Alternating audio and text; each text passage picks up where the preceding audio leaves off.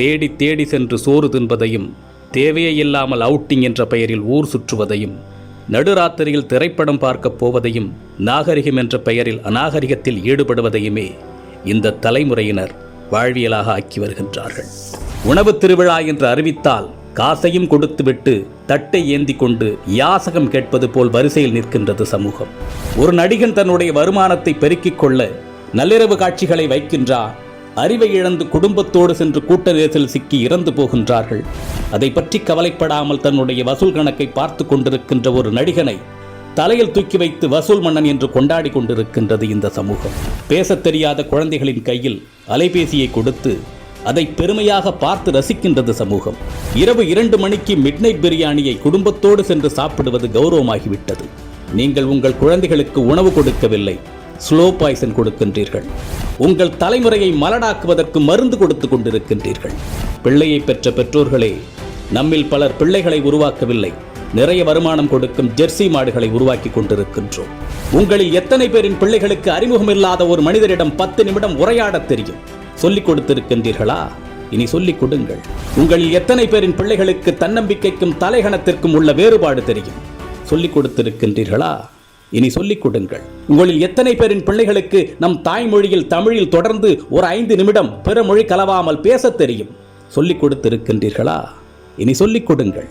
உங்களில் எத்தனை பேரின் பிள்ளைகளுக்கு உங்களின் மாத வருமானம் தெரியும்? அதை கொண்டு எப்படி உங்கள் குடும்பத்தை நடத்துகின்றீர்கள் என்று எத்தனை பேர் உங்கள் பிள்ளைகளுக்கு சொல்லிக் கொடுத்திருக்கின்றீர்கள்? இல்லை என்றால் சொல்லிக் கொடுங்கள். அது தெரியாததால் தான் இன்று பலர் லட்சத்தில் வருமானம் ஈட்டியும் இஎம்ஐயில் வாழ்க்கையை தொலைத்து விழி பிதுங்கி நின்று கொண்டிருக்கின்றார்கள். ஆண் பிள்ளைகளோ பெண் பிள்ளைகளோ, உடல் வெட்கம் என்றால் என்ன என்று சொல்லிக் கொடுங்கள்.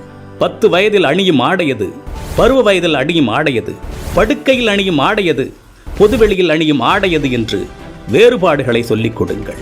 நம்மில் பல பேரின் பிள்ளைகளுக்கு ஐபோனின் விலை தெரியும், வந்த திரைப்படத்தின் வசூல், வரப்போகும் திரைப்படத்தின் புள்ளி விவரங்கள் எல்லாமே தெரியும்.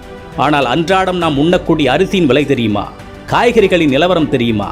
நம் பிள்ளைகளில் பலருக்கு பில்கேட்ஸை தெரியும், எலான் மஸ்கை தெரியும். ஆனால் நம் மொழிக்காக, இனத்தின் வளர்ச்சிக்காக இன்னுயிர் துறந்த தியாக வரலாறுகளை பற்றி தெரியுமா? இன்னும் சொல்வதானால் உங்களில் எத்தனை பேர் அவர்களை நினைத்து பார்க்கின்றீர்கள்? நம் மண்ணின் தியாக வரலாறுகளை நம் பிள்ளைகளுக்கு சொல்லிக் கொடுங்கள். எப்பொழுதுமே உறவுகளை எதிரிகளாக மட்டுமே கட்டமைத்து அவர்களின் மூளைகளில் ஏற்றிவிடாதீர்கள். உறவுகளை ஒதுக்கத் தொடங்குங்கள் என்று அவர்களுக்கு நீங்கள் சொல்லிக் கொடுத்து விட்டால், அவர்கள் வளர்ந்து விட்ட பிறகு அவர்கள் ஒதுக்குகின்ற முதலாவது நபர் நீங்களாக தான் இருப்பீர்கள். வாழ்க்கை என்பது வெறும் கேளிக்கையும் வேடிக்கையும் பணம் ஈட்டுவதும் ஆடம்பரமும் மட்டுமல்ல, அது மன நிறைவாக வாழ்வது. அது எப்படி என்று குழந்தைகளுக்கு கற்றுக் கொடுங்கள். இந்த மனித சமுதாயத்திற்கு பெற்றோர்களாகிய நீங்கள் செய்யக்கூடிய மிகப்பெரிய கடமையே உங்கள் பிள்ளைகளை அறம் சார்ந்த பிள்ளைகளாக, அறிவார்ந்த பிள்ளைகளாக உருவாக்குவதுதான். அறிவு என்பது படித்து தெரிந்து கொள்வதல்ல, ஏடுகளில் இருந்து நாம் அறிந்து கொள்வதல்ல. நாம் கற்றுக்கொள்ளுகின்ற அத்தனையும் நமது புத்திக்குள் இறங்கி அது என்னவாக வெளிவருகின்றது என்பதை பொறுத்ததுதான் அறிவு. சிந்திக்க தூண்டுவது அறிவு. தன்னுள் எழும் கேள்விகளுக்கு தானே விடை காண்பதுதான் அறிவு. அப்படிப்பட்ட அறிவை உங்கள் பிள்ளைகளுக்கு வழங்குங்கள்.